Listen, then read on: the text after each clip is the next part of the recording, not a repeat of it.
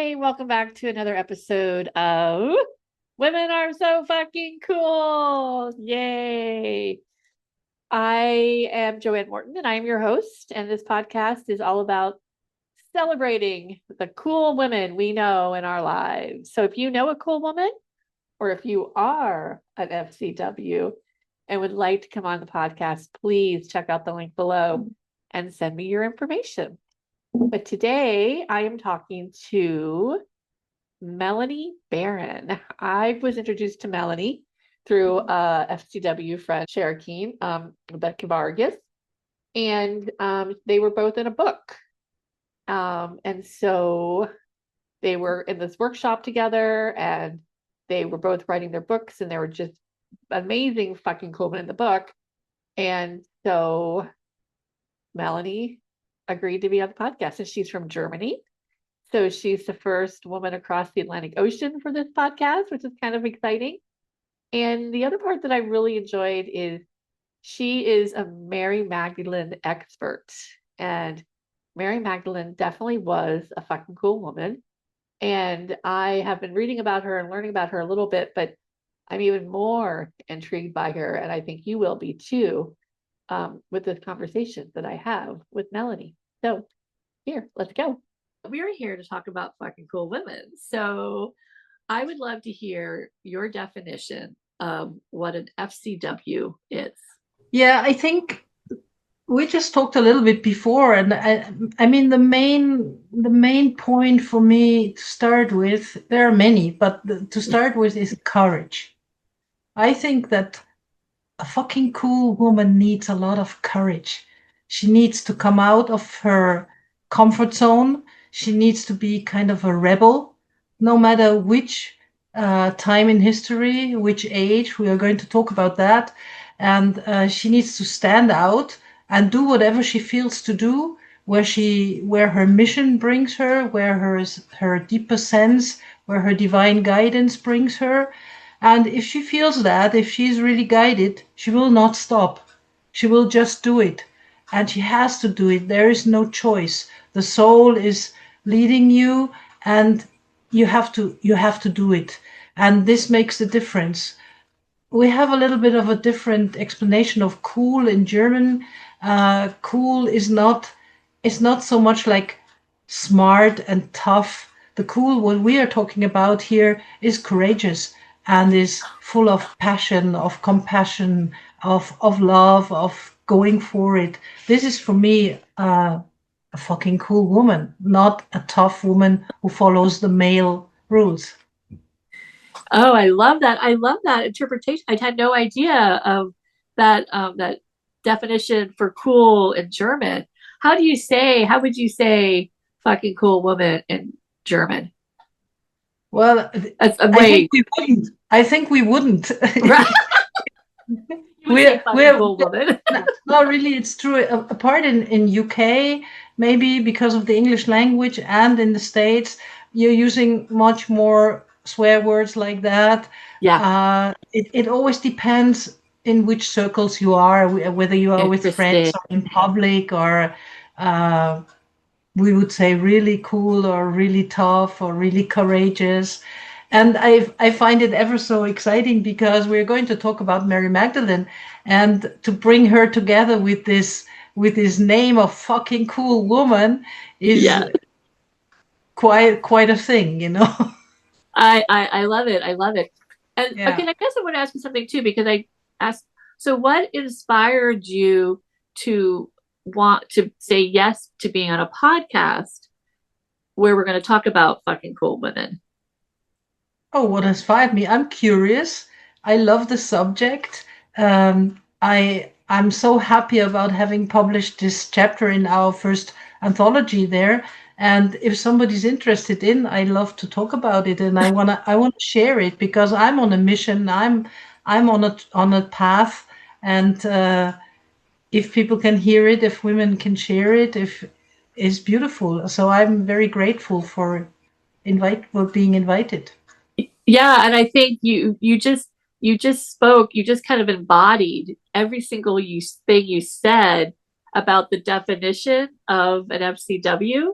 So you know you're walking your talk because you are courageous. You are listening to your mission, and you Yes. are stepping out and sharing, what needs to be shared from, messages that you have for us. And I'm also, going back to how you described it, what an FCW is. I also kind of curious how the women's, the collective of women, being with other women who are embodying that. How does that inspire us to be what we need to be? Well, I have studied education, and I came through in the 80s. I went through the women's health movement. I always was with alternative women, with cool women who were walking another trail than just the normal medicine, normal gynecology, normal contraception modes. So I was always in this field.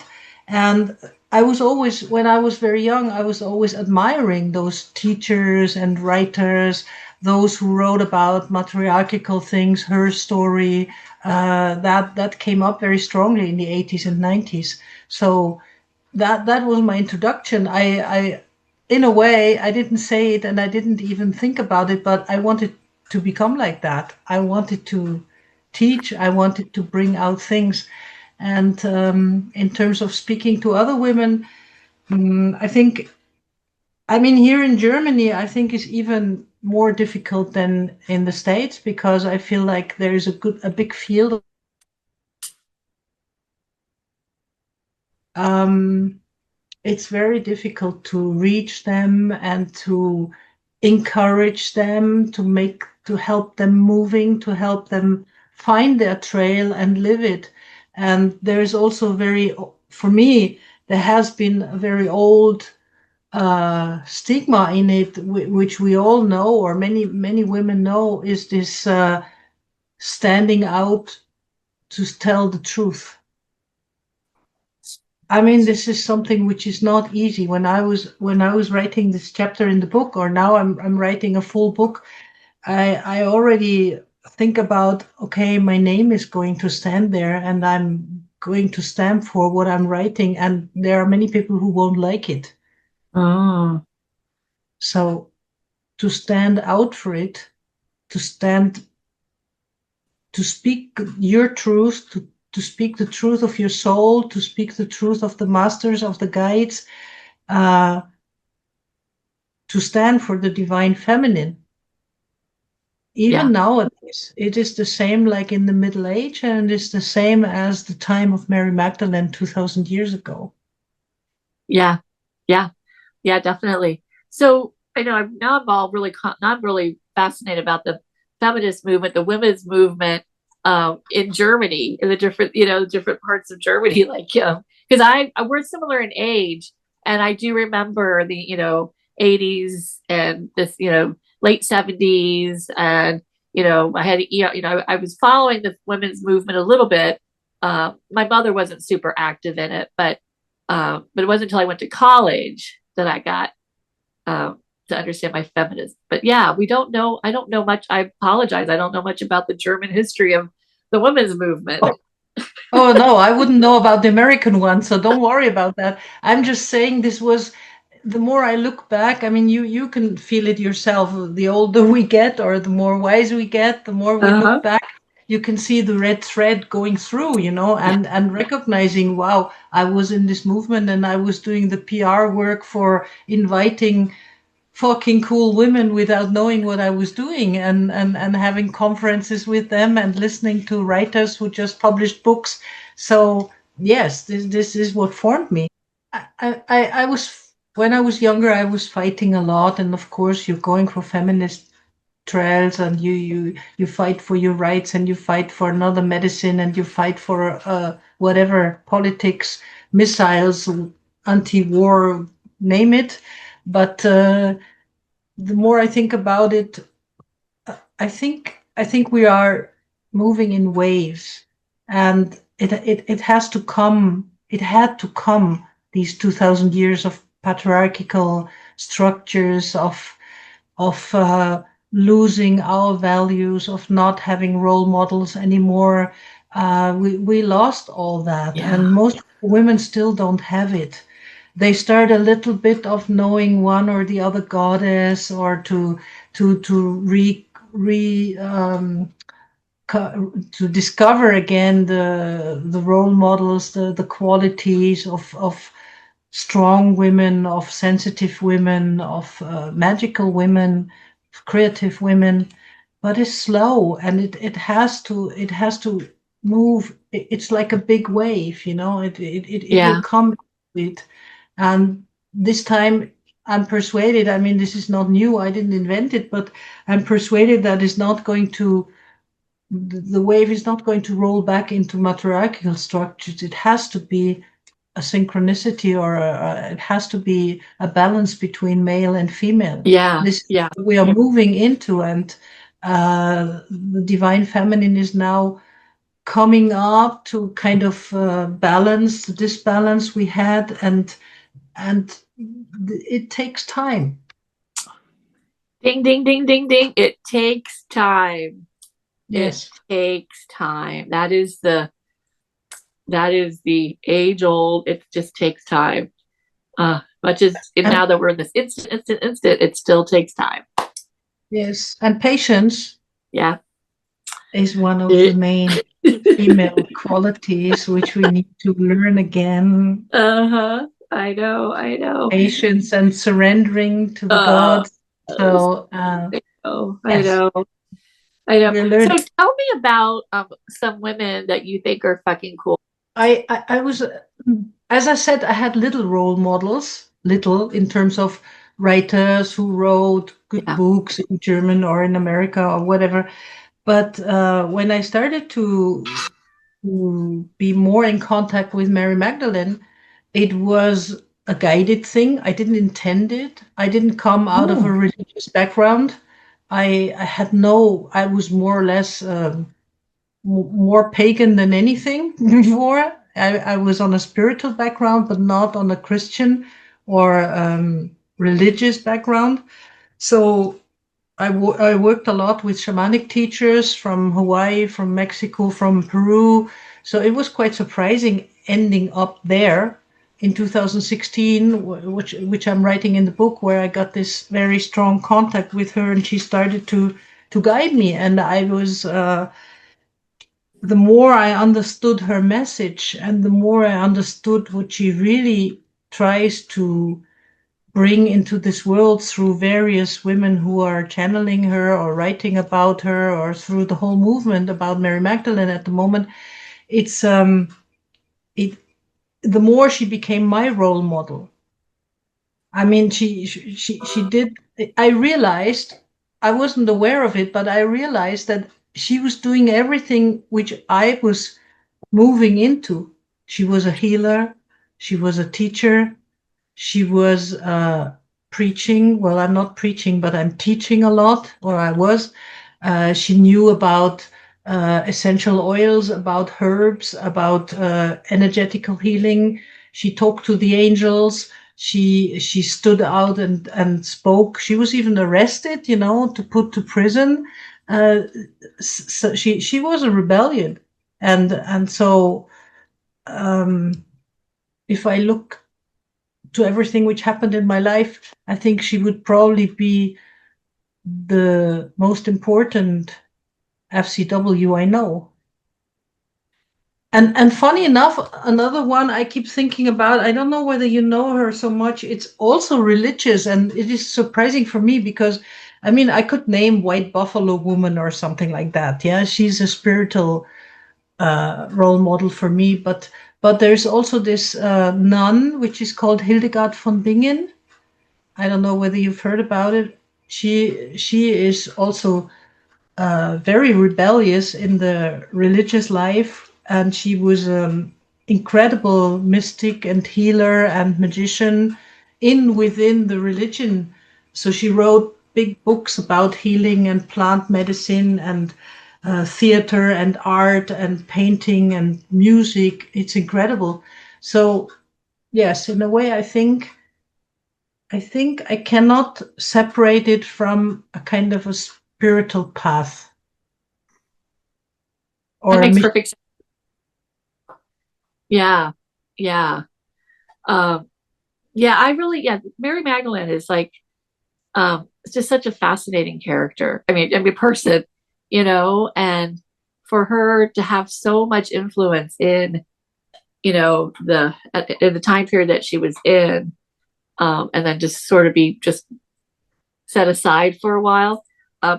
So tell me about this Mary Magdalene resurgence. Like you were saying that there's a more people are talking about her.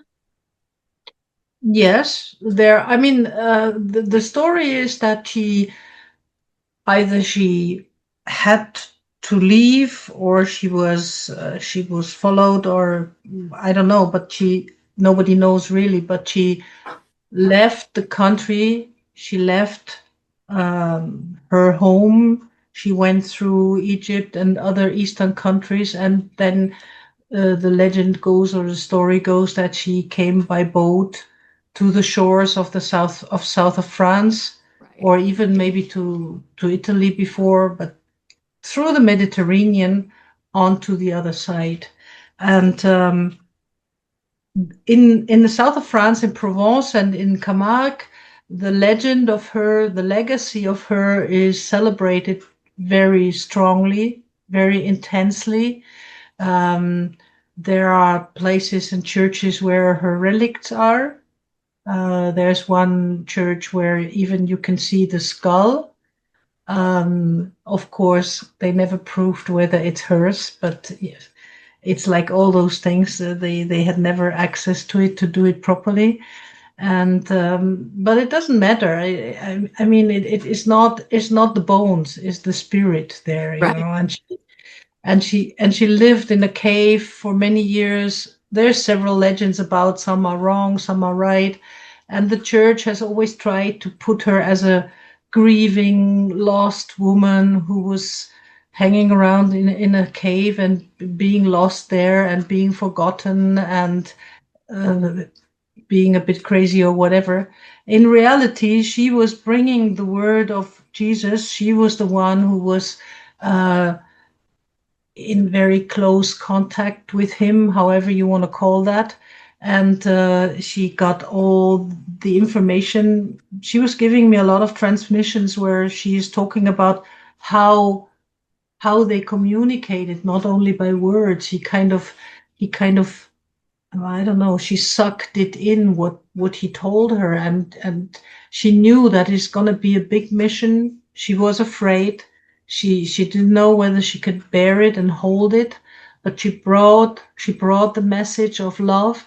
She brought the message of compassion, and she brought the core message of Jesus, which has nothing to do with the church which has been built later on. I mean, there was this dispute going on between the apostles, the disciples of with her and the male disciples, and one line was to build the church and to build the temples and those buildings and everything we know now by the classical church, and the other path was her and some friends, some followers, and some students later on who followed her, and she went all the way through the south of France, then to Spain, to Catalonia. There's many proofs of that, where she was, where they built churches and chapels.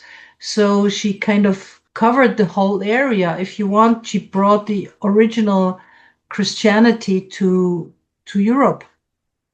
Yeah. Without her, we wouldn't have that.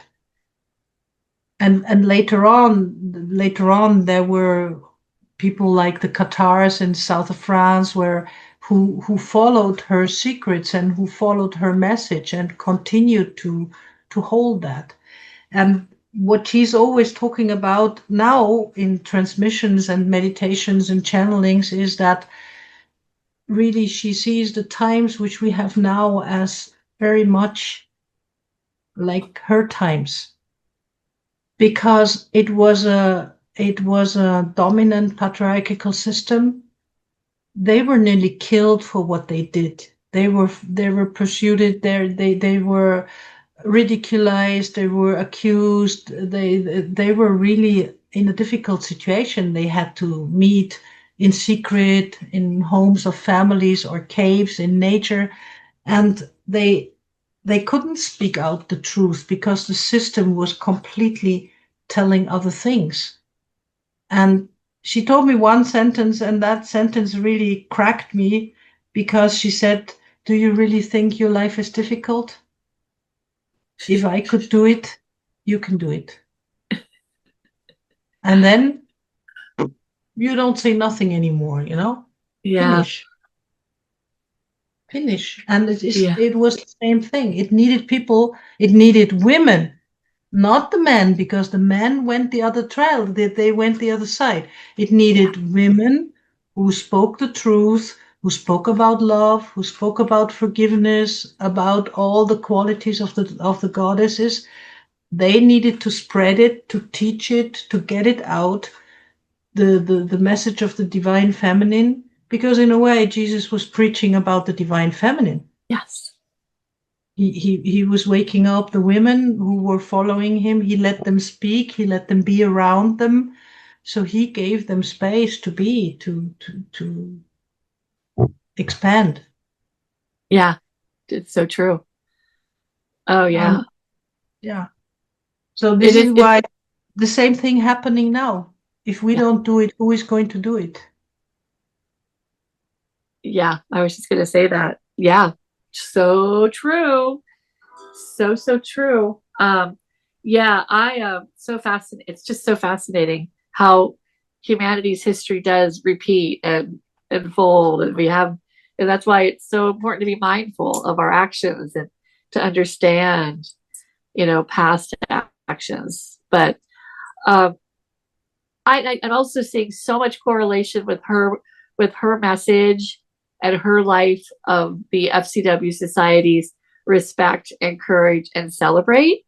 I mean, when you're Yes. telling me her whole story, I just imagine her meeting new people and, because she respects people and encouraging people. Yeah. I'd love to hear your insight on how you think you and Mary Magdalene embodies the FCW's values.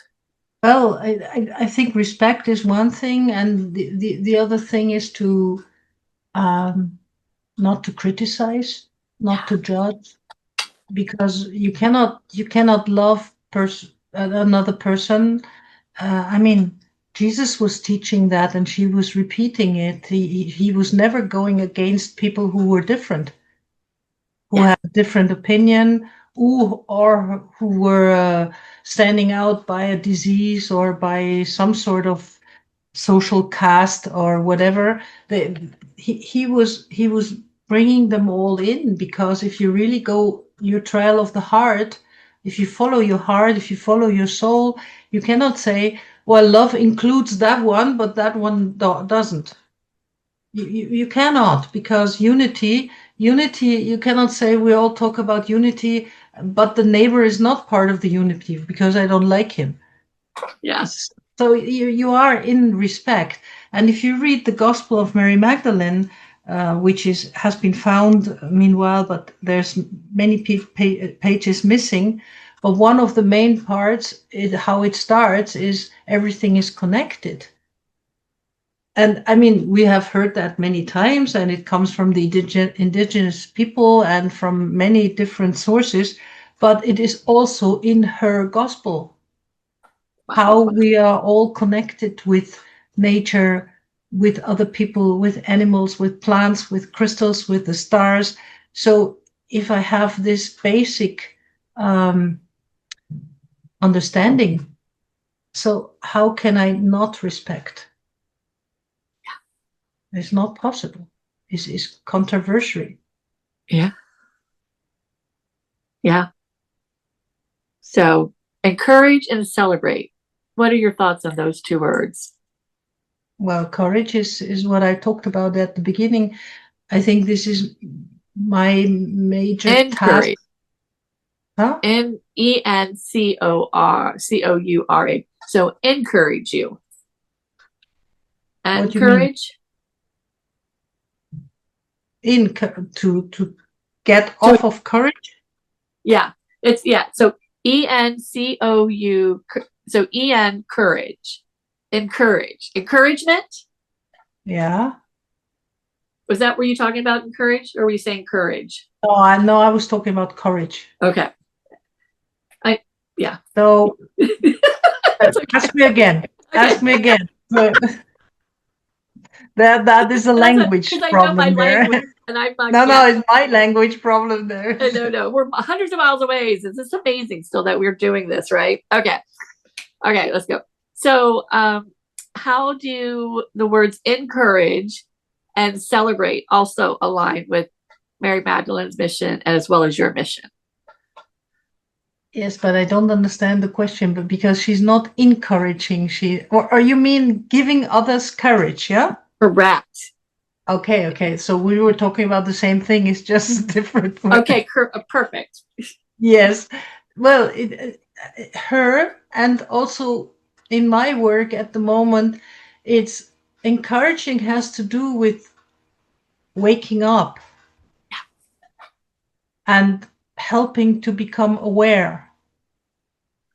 Because I mean, there's so much misunderstanding in qualities, in female qualities. If you talk about, for example, devotion or surrendering, 90% of the women, especially here in Europe, they are misunderstanding it. So you need to encourage them to to to try to go through their intuition, through their right half of the brain, through their creativity. They have to. They can do it. They always did it, but they don't dare to do it. Uh, They are mental. They're trying to, for example, writing a book. We were talking about this many times with the other ladies from our book. It's not about having a plan and having many papers prepared and many concepts in your drawer. It's about how you're going to be guided, how you are bringing out what you really have to say. And I think women are very close to it. They are at the edge of bringing their stuff out, but they need people like us maybe to help them to step in the next level, because it has a lot to do with fear of stepping out where they are. What are the others going to say? What is my husband going to say? What is society going to say? Uh, can I dare to do that? Am I losing my job? Well, you see what is going on in your country at the moment. Yeah, if I'm saying this, if I'm doing this, am I getting deported? I mean, so yeah, I think to live the divine feminine, it needs to accompany people, to women, to be at their side, to give them a hand, to be there and say, do it, go for it. You like Mary Magdalene said, if I could do it, you can do it. right. And So celebrate each other, you know? celebrate, yeah, but that goes hand, all what you're asking is going hand in hand, of course, because if you're respecting, and if you're understanding that all is one and all is connected, you're not going to fight against one another. You have to celebrate one another. You have to support one another. You have to network together. If you work with concurrence and competition, all these patriarchal values, non-values, then it won't work. I mean, you're doing the opposite. So yes, celebrate. Also celebrate the ancient circles, like ancient like equinox, or today's solstice. We are celebrating solstice today. So yeah, it's celebrating amongst one another. It's celebrating the goddess, the qualities of the goddess, of the divine feminine, to value them again, and to Yeah. celebrate maybe nature and the circles of the stars, of the moon, of the big context. Yeah. Because it's all one. We're all Yeah, one. Unity. yes. It's all one. Wow. If you really, really understand that all is one, all the rest is a solution anyway. I mean, you don't have to argue about it. It's all connected then. Yeah, definitely. Oh my God, so many wonderful things. I needed to hear just what about writing, letting yourself be guided. That was a Yeah. really, really good thing to hear. So thank you for sharing that. And I'm going to have all of your links in the show notes. And everyone's encouraged to go and buy the book, which is called Unleashing the Courageous Feminine: 13 Stories of Strength, Grace, Awakening Through Adversity. Because unfortunately, women have gone through some adversity, but we are stronger for it. And we have each other to move through it together. So we discussed that we thought we could close this episode. What you can say that you're going to read something. So share with us what you're going to do and any last words of wisdom. Yes. So we agreed that because it's so powerful and I couldn't say it any better, I would love to read the last part of my chapter of the book.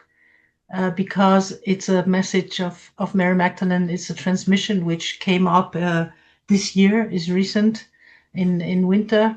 So I would like to read this to you if you're okay with that. Thank you. In a morning meditation, Mary Magdalene proclaimed,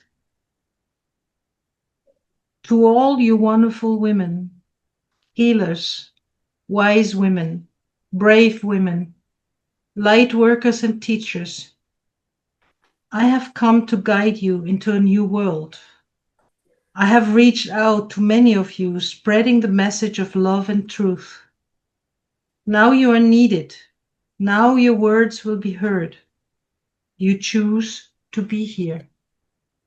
Your light is the torch in the dark times. Your wisdom is the red thread to find the way out of the maze of confusion. Your experience is the sacred tool to lead humankind into a radiant future. It has been previewed thousands of years before. This is the moment when consciousness rises and evolution takes place. We are all here to bring love. I am at your side. May peace prevail on earth." Hi. Thanks again for watching. And again, my name is Joanne Morton, and I am the founder of the FCW Society. And I would like to invite you to check out what we do at FCW on our website or go to the links below. And if you know somebody who's an FCW or you are a fucking cool woman and would love to be on the podcast, please definitely fill out the form and I'll be in touch with you. And for everyone else, thank you again and again and again for watching and listening. And if you did enjoy this podcast, please like it, share it with one of your friends, and subscribe. That's right. All right. Until next time, keep being your fucking cool selves.